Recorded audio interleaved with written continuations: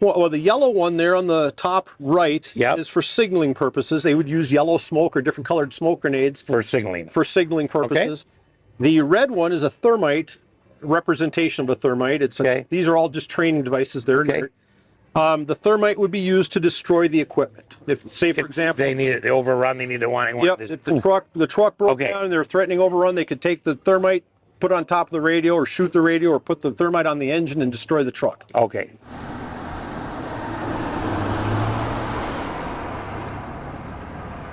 Hi folks, I'm Nate with Two Guys on a Ride, and today I'm at Back to the 50s Car Show, and I'm here with Kevin, and we're here with a magnificently restored and equipped military vehicle. So Kevin, thanks for being with us today. Well, thank you.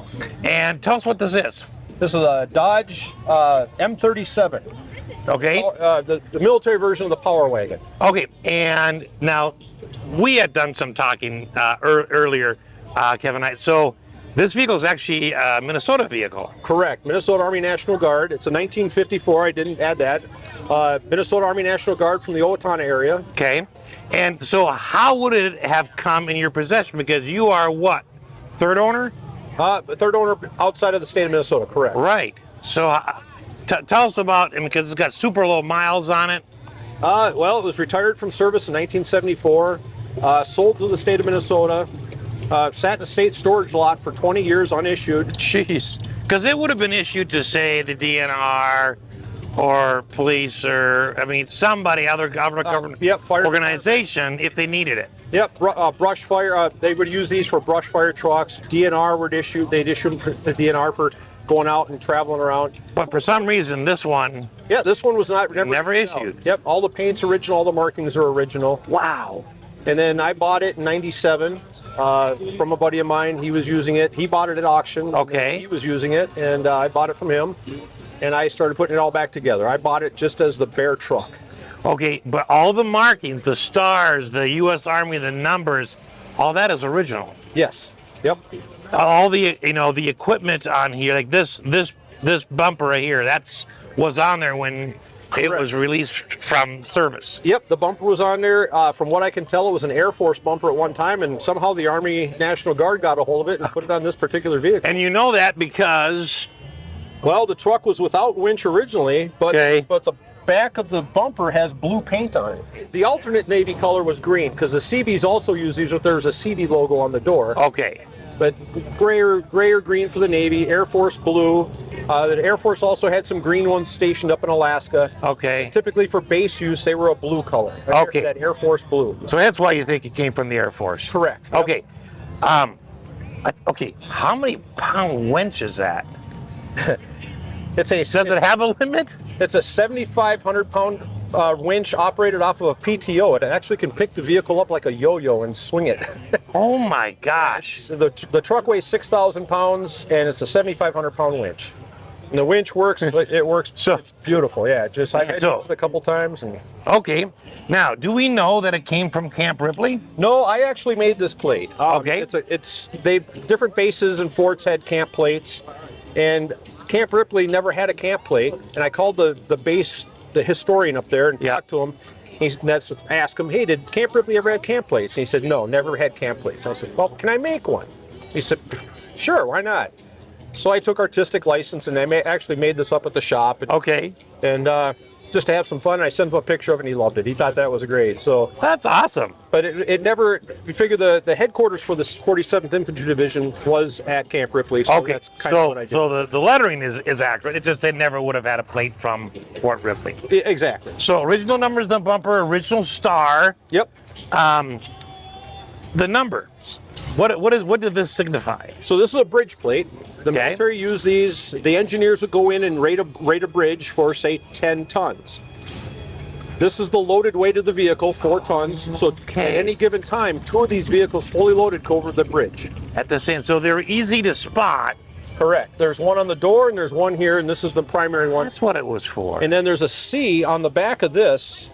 that says that if it had a trailer on there, it would be a combined weight that would actually change this then to 6. Okay. And that would be with the trailer, it'd be 6 tons then, and they would have a C for combined weight. Original lamps? Yes, yep. Okay, and these were covered up just for nighttime driving for exactly. in case they needed to the be stealthy. Lights. Okay. And then this is your blackout drive light. This puts a little umbrella of light right in front of the vehicle, very tiny. And these are considered cat eyes. So how far do they shine?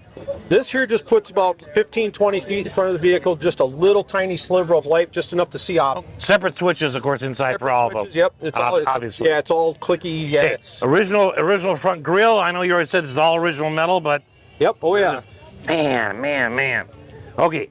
I'm assuming the tires have probably been changed. The tires are changed. The tires are 4 years old. Okay.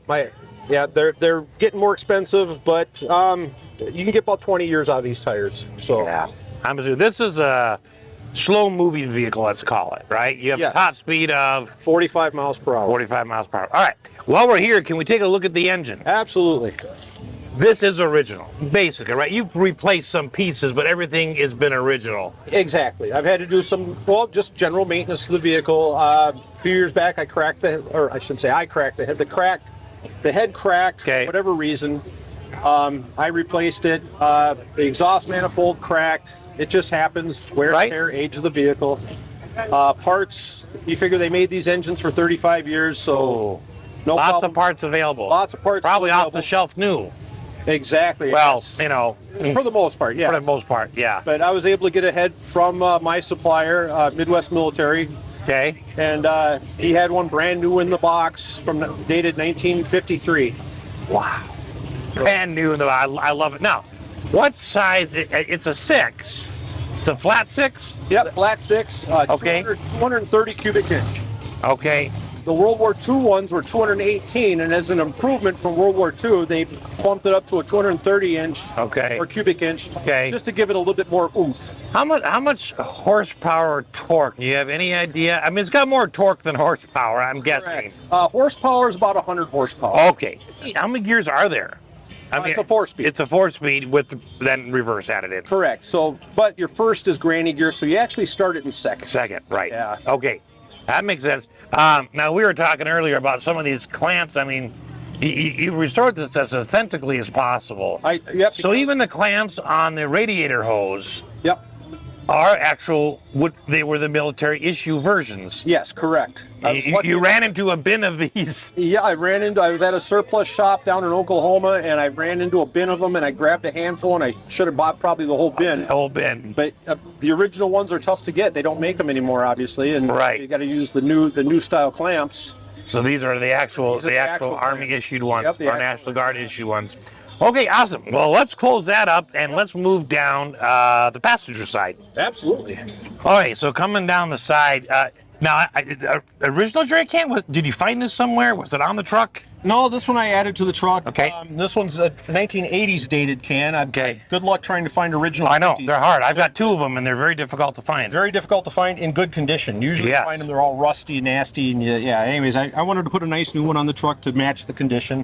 Now, it says MOGAS, M-O-G-A-S. Correct, motor gas. Oh, for motor gas. Yep. Okay. Versus like an aviation fuel or a diesel or a kerosene. I suppose when they sort them in bulk, they want to make sure if they poured something in there, they knew what they were. Yep, and they were also color coded. So yellow would be for a diesel. Okay. Red they would have like a red painted top for regular motor gas. Okay. Blue for kerosene. Okay. But this is a typical of the time. They would label MOGAS, and it would be as per the unit how they labeled them. Okay. It wasn't any really super Army standard. Right. Outside of as long as they're labeled. Okay. Now the windows, of course, cantilever out. Yes. And they're separate. There's 2 driver and passenger sides are separate, so you can have one open or the other. Yep. Okay. You got the nice air conditioning vent in the hood. Yep, gives you a nice airflow through there because that's your only air conditioning. Yes, at 45 miles per hour, it's got to be like a whirlwind in there, right? That's actually not bad. Turn down the wind. Yeah. It's not too bad. It keeps you comfortable, yeah. Okay.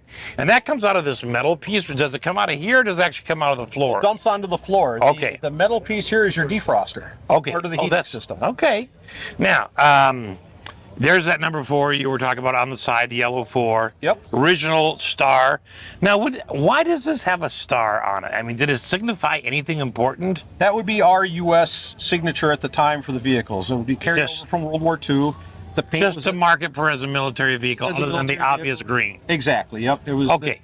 So it wasn't a general's car. No, it wasn't generals. Okay. They had a whole separate license plate that they would have for themselves, and if it was a command vehicle and everything else. Yeah. So what was the vehicle actually used for? This was a communications vehicle during its time in the military. Okay. Canvas top?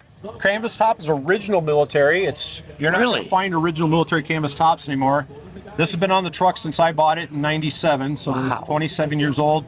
I'm very careful with it because right now the only canvas tops that are available are reproduction. Yeah. And the way you can tell an actual canvas or military top versus a reproduction is all the seams. The military they don't care about the seams, and everything's all jagged and wiggly. Where you buy a reproduction top, you're spending all that money. All the seams are nice and neat. Everything's nice and neat.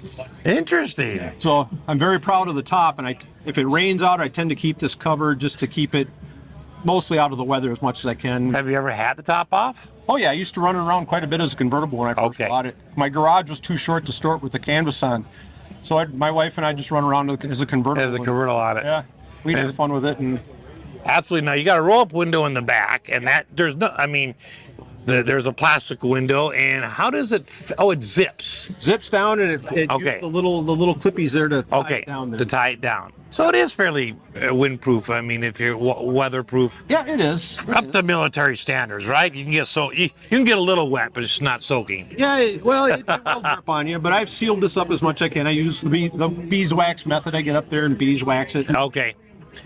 So the windshield wipers, they're individually powered, or the windshield wipers are actually the old vacuum style.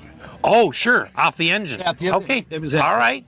They did make electric conversions for these, but it was not military. Okay, so the little switches on them, that's just the on-off switch? That is actually so that you can turn it manually. The on-off switch is this little pull. Oh, that little pull thing there. Yep. Oh, I see. That's so you can turn it manually then. Oh my gosh, okay. And usually when you find that these are broke off. Okay, and both of yours have them. Yep. Okay, so I got lucky. You got lucky. All right, have you reupholstered the seat at all? The gentleman I bought it from, he had the seats, or he put new canvas on the seats. They were new when I got it. You could still find canvas seats at the time. And, okay. So the canvas seats that were in there had pretty much given up the ghost from their 20 years of storage. I'm sure they had. That's just the nature of them. Okay. When we come around the other side, we'll talk about the dashboard, the driver's stuff. But absolutely. You've got 3 levers down here on the passenger side. You got, 2 sort of shorter ones in the same vein, and then a longer one. What are those? The longer one is the parking brake. Okay. And then the 2 shorter ones, the first one nearest the seat is right now it's in 2-wheel high. Okay. If you bring back to the rear, it's in 4-wheel high. Okay. If you bring the second lever to the rear towards the seat, now it's in 4-wheel low. Okay. It's just the four-wheel drive system. Okay, gotcha. That has the levers going back to the transfer case, and it's just a gear select for the transfer. Okay. Perfect. All right, we'll get to the other levers when we get to the other side. All right, so back here we had must be a radio antenna? Yes. Yeah, this is a standard radio antenna for the VRC-10 radio that's in the back. Okay, and what would the VRC-10, I mean, what type? Long range communication, short field communication? FM radio, with this antenna, probably on a good day, probably about 20 miles. So would their job been then with this truck to relay orders from another headquarters or whatever onto people in the field? Yes, exactly. The radio itself is an infantry, it's set up for infantry frequencies. Okay. Back at that point in the military history, they had radio for artillery, radio for tanks and armor, and then radio for the infantry. And then they also had different units that were talk to aircraft. Okay. That was a whole different setup I don't know. Okay, but this one would have been for... This one would have been for infantry. For infantry, okay. Roll up canvas sides right here. What was the strap for? That looks like a belt. The belt here is, so when I take these down, the bows will store right here, and that goes around the bows and straps them in so they don't move around. Okay. Oh, perfect. It looks like the same as a military, physical belt. Pretty much, yeah. Yep. Okay. Tie downs over here, of course, for the front rear curtains. Yep. What is this light right here? That's just a reflector. Just side reflector. reflector. Okay. Yep. And then the drawer underneath it, storage. The storage is where you would have the jack. Okay. The tire, well, for replacing a tire, you'd have Yep. a jack in there. You'd have a lug wrench, and then there's also enough room so you can put the military jumper cable in there. Okay. Yeah, basic toolkit. It's a very basic toolkit. They just came with one little, like a couple wrenches and some screwdrivers. Okay. And then Do you have that kit, or are you still looking for it? I have the jumper kit. I have the jumper cable at home. I have the jack, and I have the everything for the jack at home. Okay. The military toolkit I've upgraded, and I actually have a regular bag because maintenance on the thing. If I break down, I don't want to be relying on a couple screwdrivers and a couple Right. wrenches. So yeah, I keep a bag of actual tools. I don't really keep anything in there just because there's no lock or anything Right. on there. Down there. Okay. So- Well, let's step to the back. Yeah, absolutely. So starting on the outside, I like your tool collection here, and this would have been what they would have carried. They have an axe, a shovel, and then another axe, A pickaxe, correct. pickaxe. Yep, this is a Pioneer kit, vehicle Pioneer kit. When the vehicles went to the field, they would throw these on the vehicle for purposes if they got stuck or if they had to do whatever, they had tools on the vehicle to help out. Okay. What were these big shields? What were they going around? Well, because the vehicle didn't have a standard like civilian bumper, these are bumperettes. Oh, sure. Okay. Just something. And then you got tow hooks underneath them. Correct. Tow hooks, lifting hooks. For strap down purposes, if the vehicle had to go via rail, they would use those to strap the vehicle down to to the train car. Tow hook down here. So how much could it tow? Well, that's for the 3/4 ton trailer, which I have. I have a 3/4 ton trailer. That's a lot. Anything with any military thing with a pintle hook, as long as the vehicle could tow it. There's video and pictures of these M37s towing cannons. Really? 105s. Okay. So they could tow a lot. They could do it. So Okay. All right. And now are these original, or do these these look like I put these on. Okay. Yeah, because the stars that were on there were pretty bad. I basically scraped them off and put these on in their place. Okay. Just because I didn't want partial. They were partial stars. Yeah. Yeah, you want the whole Original as the truck is, I'd rather just start off Yep. new and so. thing. Just reflectors? Again, just reflectors. Okay. This is just a magnet so people know that I'm slow, and there's the original numbers on it. Oh, cool that you have that under there. Yeah, I didn't. Yeah, that's the original. I didn't do anything with that. You can tell by the color difference. Yeah. Yeah. Yeah. This is just, of course, your what do you call them? Your cat eyes. Correct. Yep. For driving. Okay, backing up. People always tell me I have a tail light out. Well, this vehicle only had one tail light. This is your brake light and tail light at Right. the same time. That was just a marker light, just for nighttime driving Right. again. That's all it was for. Okay. Original wooden benches, you can see. Yep, original troop seats. Okay. What would have been in the bags? This is the antenna bag and the accessories for the radio kit. So this has all the extra antenna elements. Okay. Because you got a separate antenna going out that side. That I can tell you about shortly. That's Okay. actually kind of a little interesting story with that one. Okay. So this one here, inside of this is extra antenna elements, extra fuses and tubes for the radio, Okay. extra handset, extra headset. This would have been everything that they would need just to service and maintain that radio. This radio right here that we're Correct. talking about. Yep. And there's the beyond that, you got the headphones for it. The headphones are up there and Speaker box. and the speaker box. Correct. Okay. And then what's past that? Is that another, is it storage? That's binocular. That's binoculars. Okay, case. binoculars. Okay. And then you've got a green bag. The green- almost like a fly fishing bag or Yep. something. The green bag is flags, signaling flags, because this was a communications vehicle. There'd be a red flag, a yellow flag, and a green flag, and they would use that for different different combinations Yeah. for signaling purposes. Okay, so they had it right there. Okay, Correct. spare tire. Yep.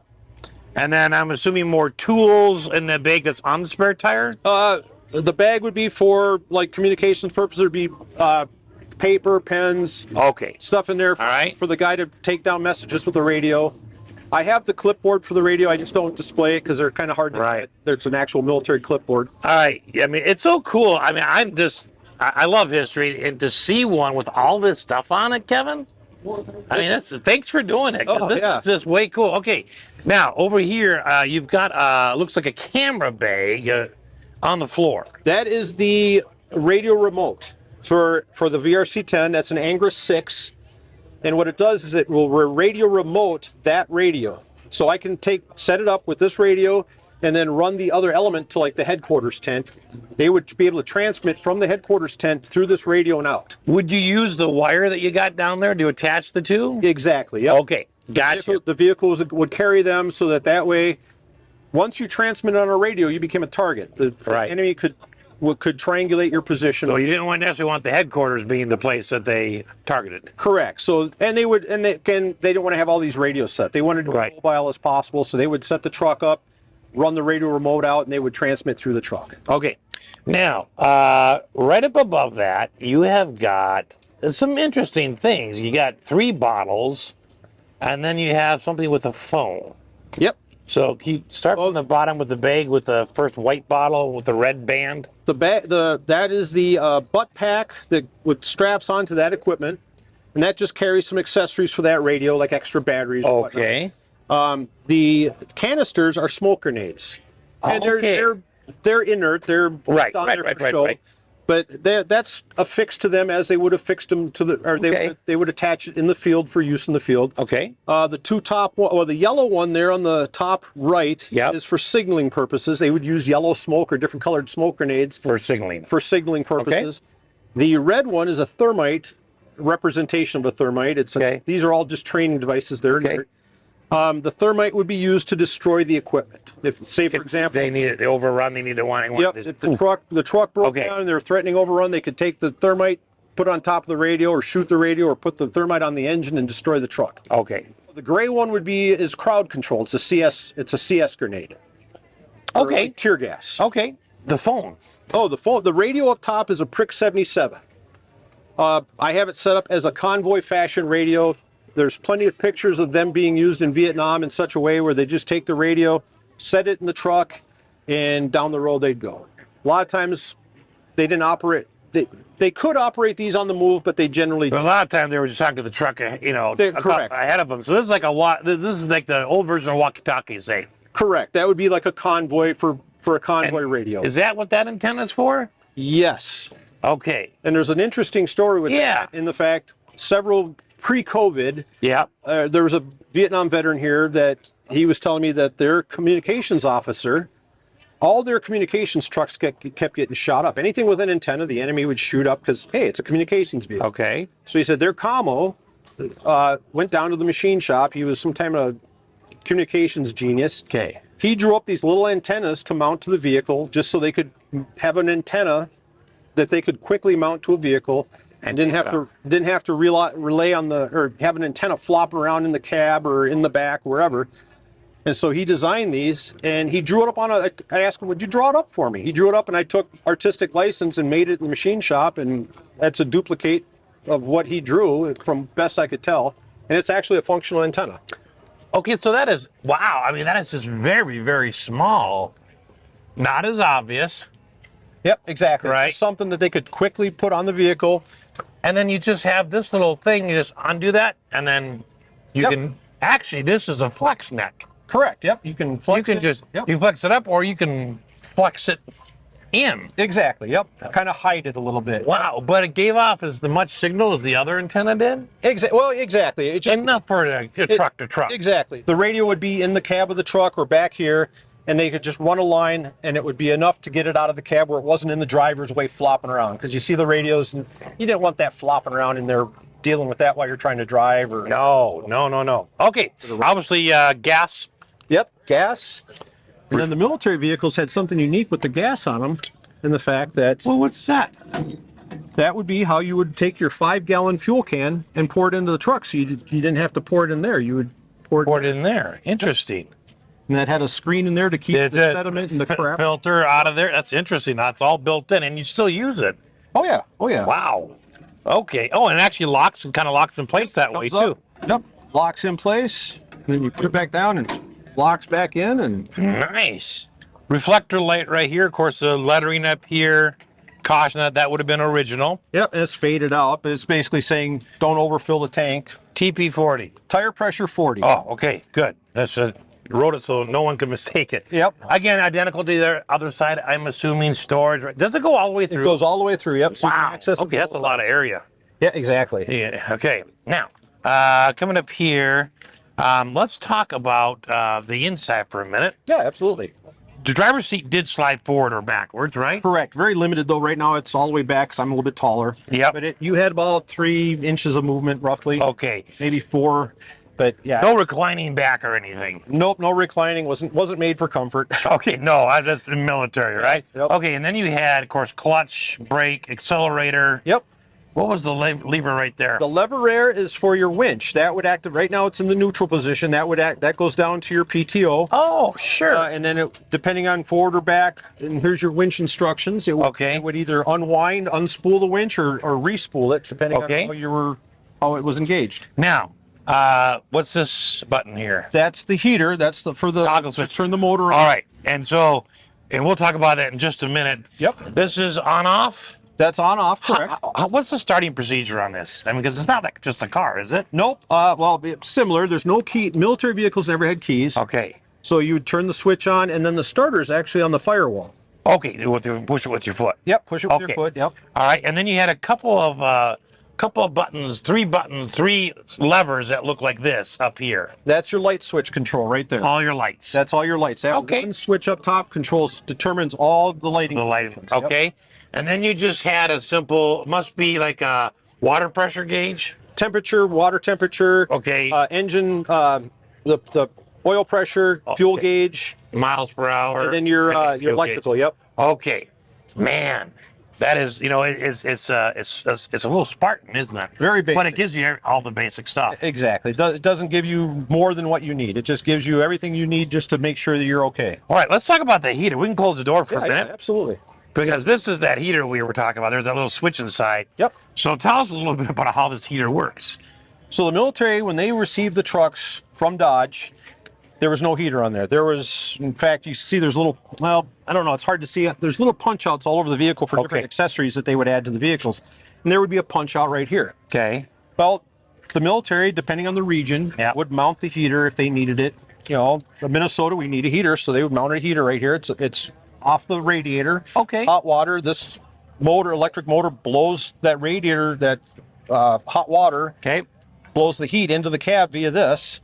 And then there's a selector switch in there that will either divert the heat onto the floor or into the defrost here. Okay, but there's no temperature setting. No temperature setting. Just got hot air all the time. High or low. High or low, that was it. And then if you turned it off, well, you could turn. If you didn't turn it off, you would just have heat all the time. It would just kind of radiate into there. Okay. Otherwise, there were like spigots you could turn off inside by the radiator to shut that off. Yep. Make sure the system's drained out as best you can, and then just turn those off. Okay. Now, standard mirrors. Yep. Standard mirrors. And then this would have been. This is from what? It's coming from something. That is the vacuum line for the wipers. Oh, for the wipers. Okay. Yep. Any future plans with this? No, I'm extremely happy with the way it is now. I just keep it running, keep it happy, store it in a nice warm garage in the wintertime, and just enjoy it in the summertime. It's so neat to see something with this much equipment on it, right? It's the way it would have been back in the day it was used in the military. Yep, and I try and keep it original as best I can. There's a few things I've added, obviously, but again, the military, when you see vehicles in the field on the old videos and pictures, they're just loaded with equipment. So, but I don't want to go that far with it.